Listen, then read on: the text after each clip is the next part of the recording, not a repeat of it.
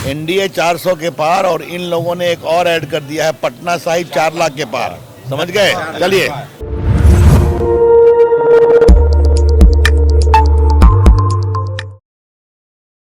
नमस्कार, सत श्री अकाल। SSR2 में स्वागत करते हैं। मैं देवेंद्र सिंह लड्डू। इस वक्त हम हैं सिखों के 10वें गुरु गोविंद सिंह महाराज की जन्मस्थली में। एक बार फिर देश दुनिया के तमाम सिख संगत लोग आ रहे हैं, दर्शन कर रहे हैं, मत्था टेक रहे हैं। बैसाखी का पर्व है, सिख संगतों में काफ़ी उत्साहित पर्व है। इस बीच अभी देश के पूर्व कानून मंत्री सह पटना साहिब के सांसद श्री रविशंकर प्रसाद जी आते हैं तखत साहिब में दर्शन करने, मत्था टेकने के लिए।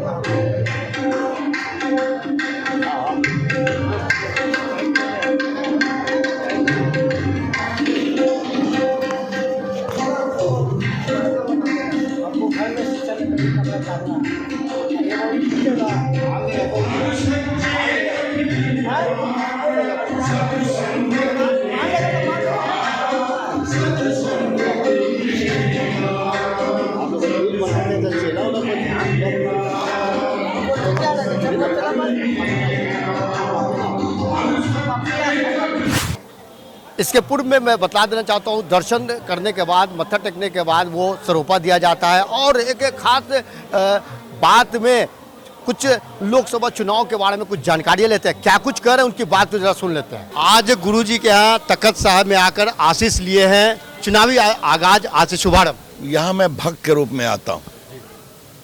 मैं पूर्व केंद्रीय मंत्री या सांसद के रूप में नहीं आता हूँ। जब भी आता हूँ तो गुरु गोविंद सिंह ने जो यहाँ जन्म लिया, ये पावन धरती है और जो इसकी परंपरा है। आपको बताऊं, जब मैं 19 में शपथ दे रहा था तो धनवा साहब एयर चीफ मार्शल थे।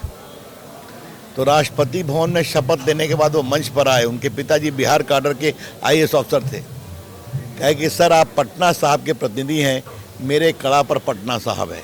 समझ गए? ये यहाँ की परंपरा है। तो उसी भक्ति भाव से मैं आया हूँ।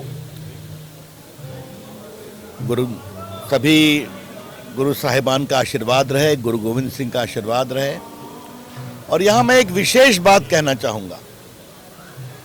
जो उनके बच्चों ने जो शहादत दी थी ना, उसका कार्यक्रम जो यहाँ हुआ था, जिसके मोदी जी ने कहा, जो युवराज, उनको क्या बोलते हैं, छोटे शहजादे, मतलब चारों बच्चों को इतना क्रूरता से टॉर्चर किया गया, वो झुके नहीं, वो हिले नहीं।